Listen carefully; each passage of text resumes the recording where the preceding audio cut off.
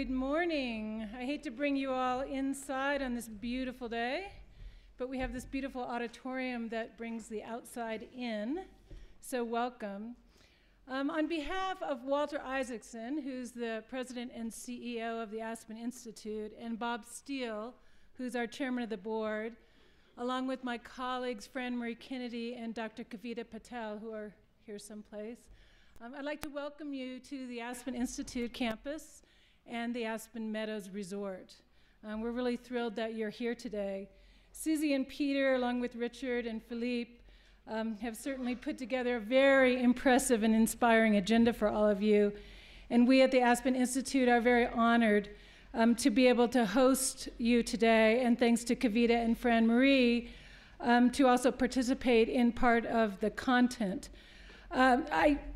Somebody brought me this little brochure the other day that was from the 50s for the Aspen Health Center.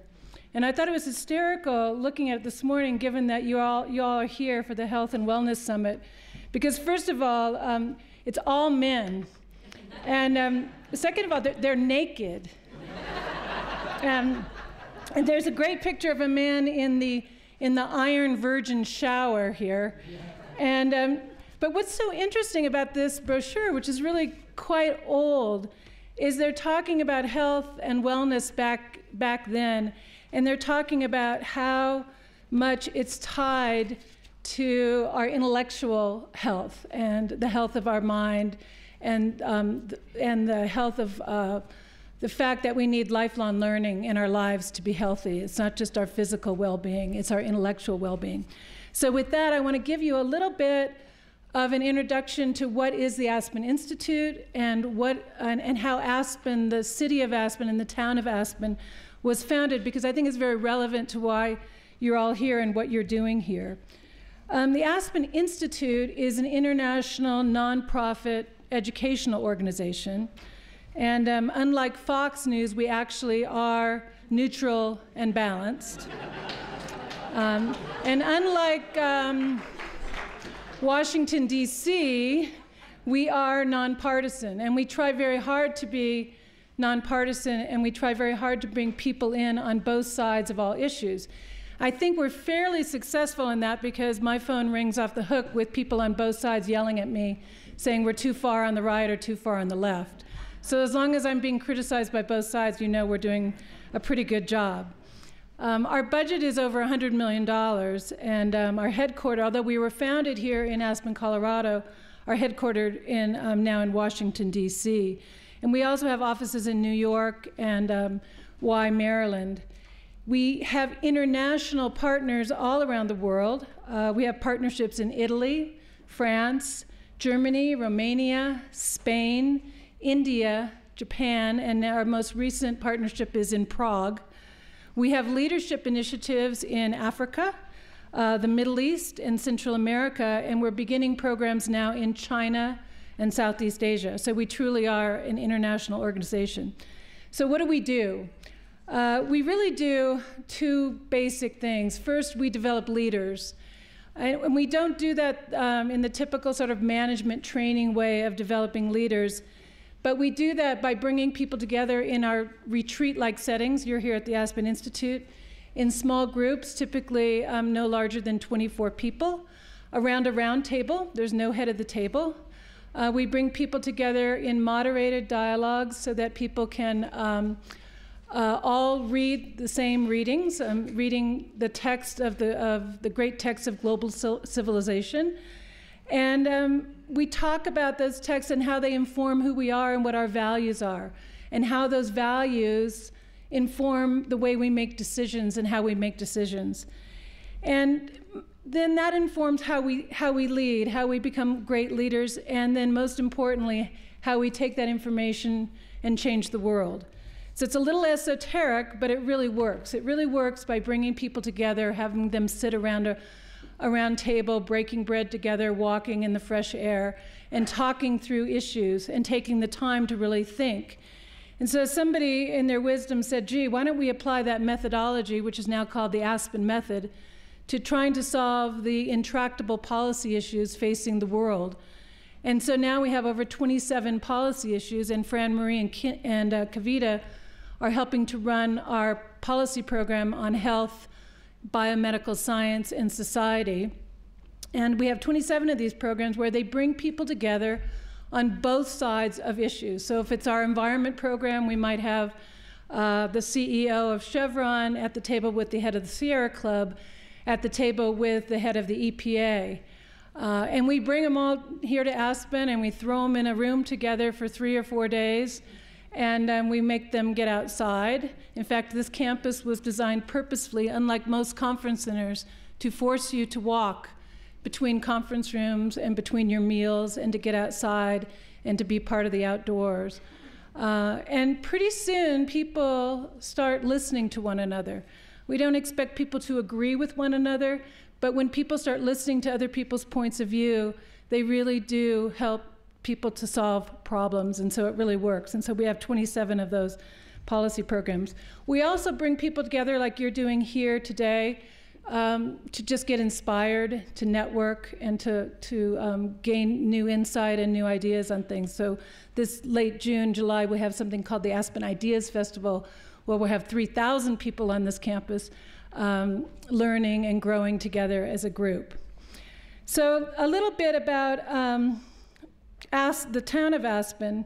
It's very fitting, I think, that the Wellness Summit is being held in Aspen, because the town of Aspen itself was really founded on the premise of the well-being of the whole person, intellectually, spiritually, and physically. In the 1940s, a very beautiful woman, and you'll see pictures of her around the campus, Elizabeth Pepke, came to Aspen and saw a really run-down ghost town. There were only about 600 people still living in the town. They were all unemployed because the silver standard, it was an old mining town, had busted.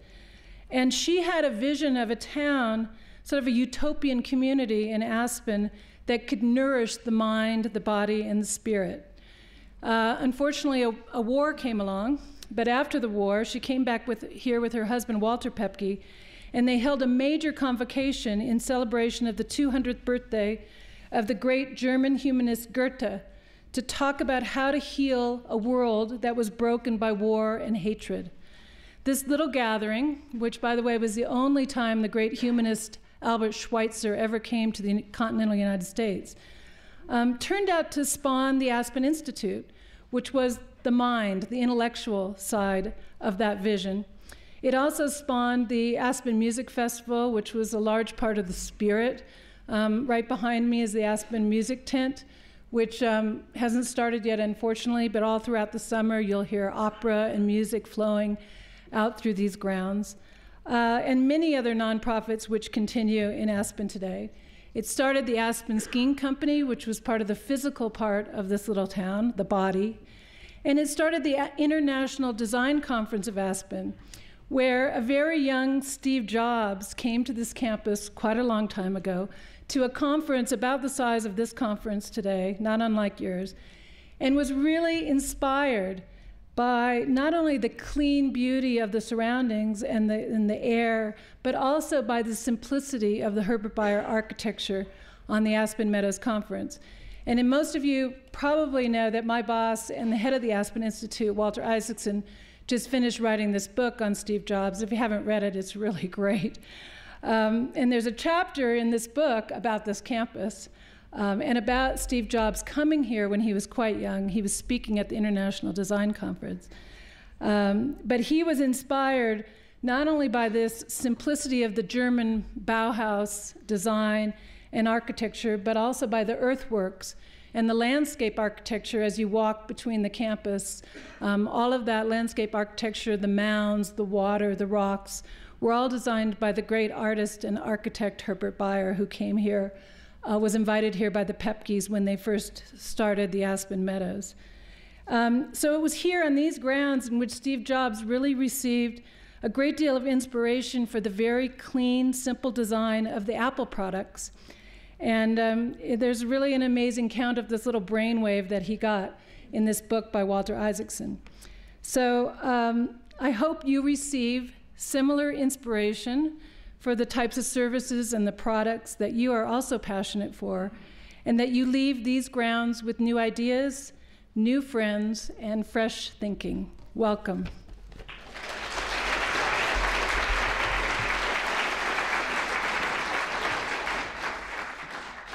Now welcome to the stage Chairman and CEO of SpaFinder Wellness and Global Spa and Wellness Summit Chairman of the Board, Pete Ellis.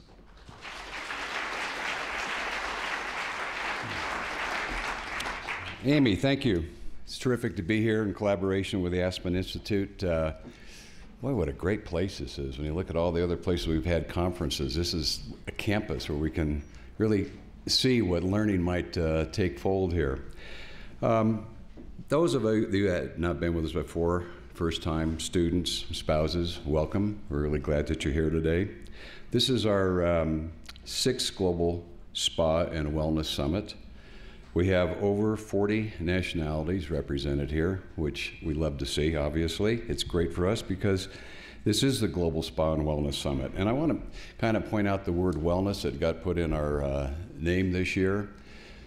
I remember I was in the car business a while ago, and it seems like centuries, but it was a while ago.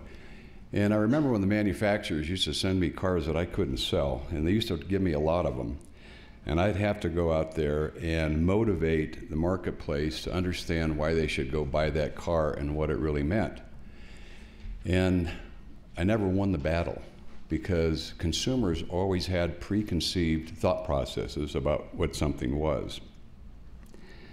To a degree, spa has the same concept around the world, and that is that potentially it might be elitist, potentially not affordable, and the reality is that the world is taking spa under their wings right now, and it is known as massage, wellness, fitness, yoga, workout classes, Pilates, a bunch of things that really help us with our health.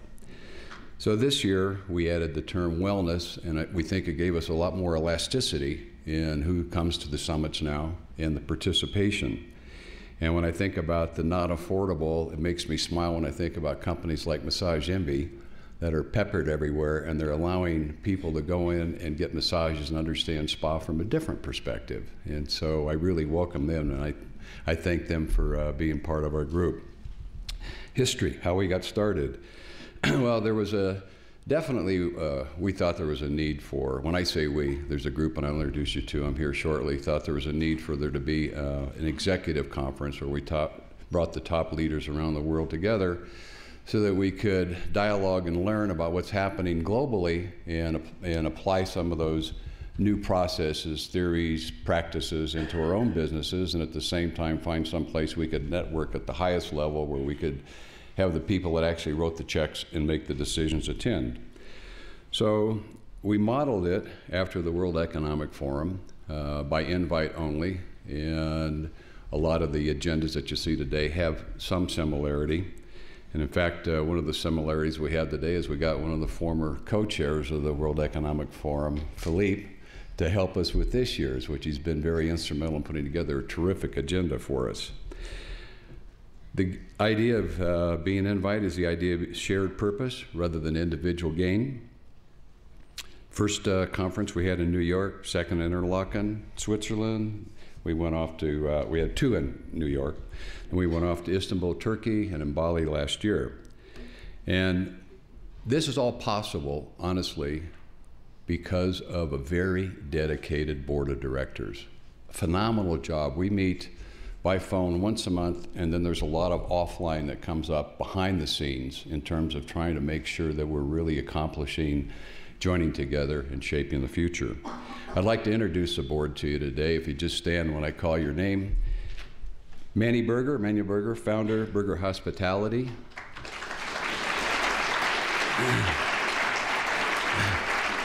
Anna, I do want to give them special recognition. They've been so helpful. Anna Bernstrom, Managing Director, Raisen Detra, Sweden.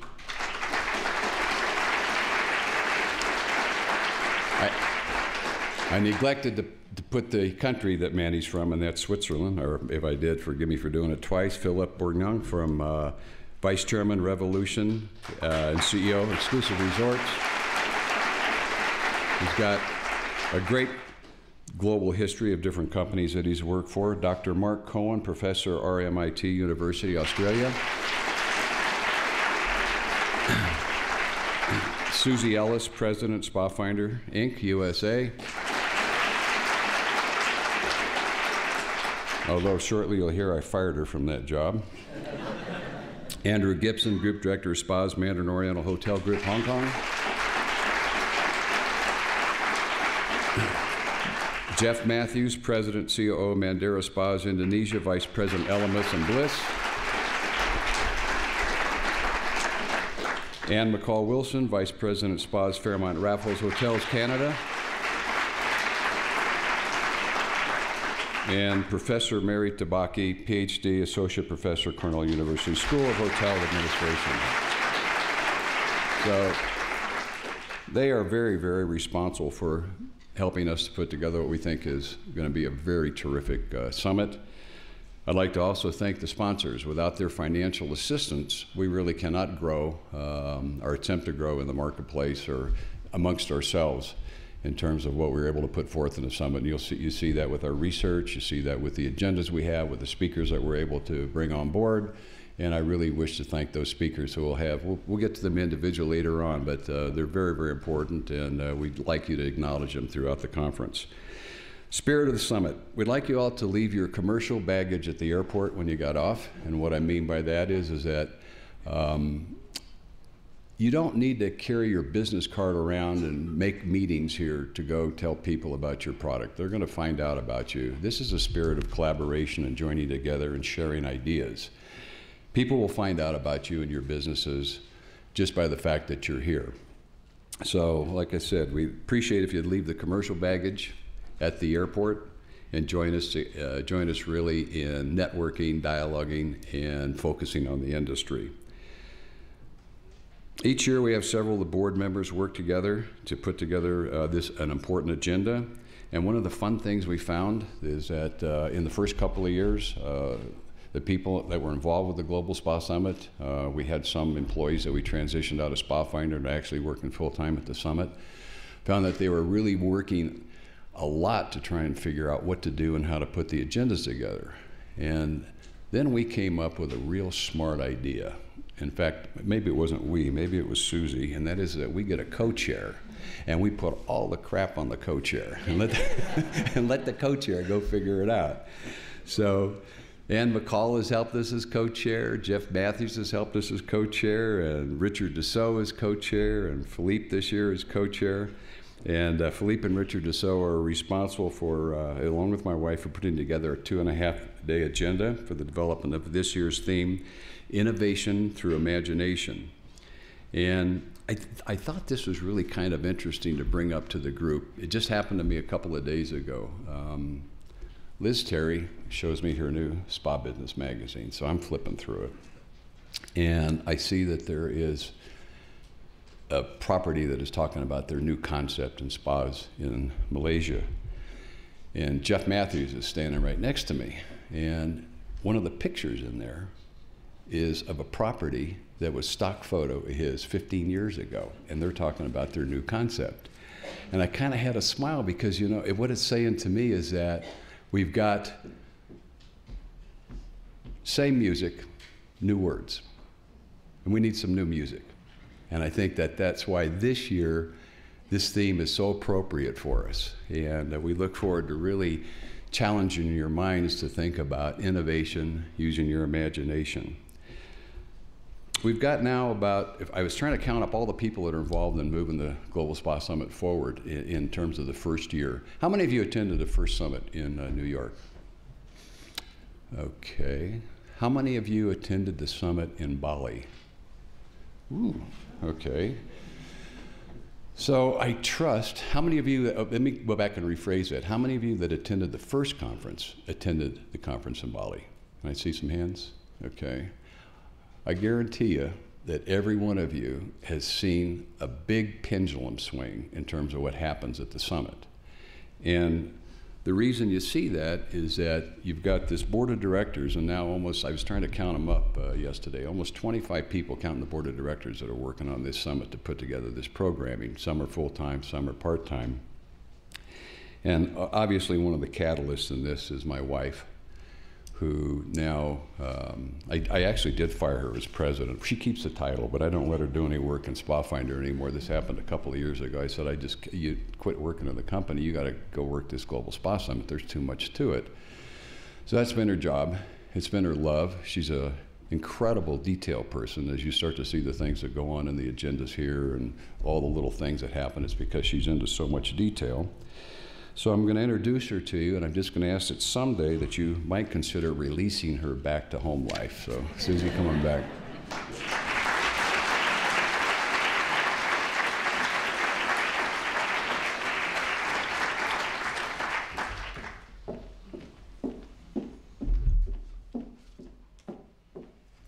Thank you. Yes, I am the detail person. Most of you probably have noticed that.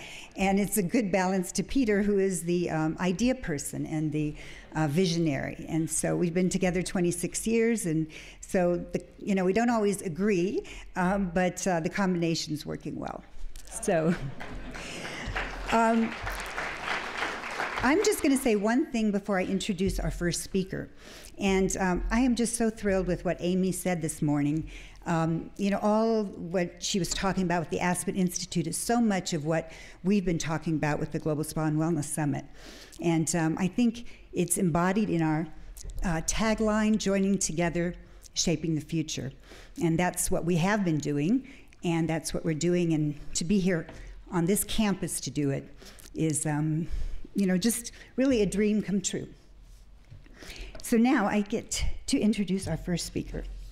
And it's my pleasure and privilege to introduce the person who has been really the visionary for this year's summit, its theme, innovation through imagination, its speakers, and its goals.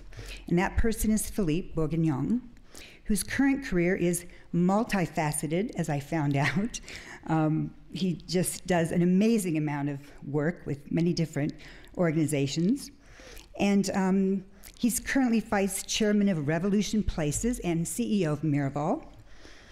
Earlier in his career, he was chairman of Aegis Media France. He was co-CEO of the Davos-based World Economic Forum, and that's been a great help for us in learning from him.